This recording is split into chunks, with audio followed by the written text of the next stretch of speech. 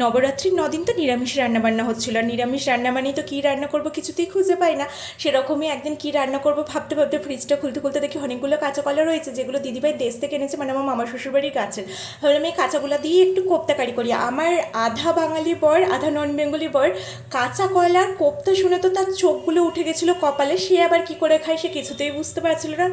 আমি কাঁচা কলা আলু সমস্ত কিছু সিদ্ধ করে নিয়ে এখানে মশলা দিয়ে মেখে একটুখানি তেলে চপের আকারে ভেজে নেবো। আর প্রতিদেবকে সেই চপগুলো যখন ভাজা হয়ে গেছে, যখন খেতে দিয়েছি, প্রথমে কিছুতেই খেতে চাইবে না, মুখ কোচকাচ্ছিল।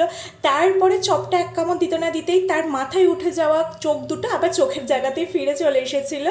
আর এই যে গ্রেভি করে নিয়ে একটু কোপ্তাগুলো ফেলেও দিয়েছিলাম। আর দুপুরবেলাতে আমার প্রতিদেব এনেছিল আমার জন্য ইমলি চকলেটগুলো।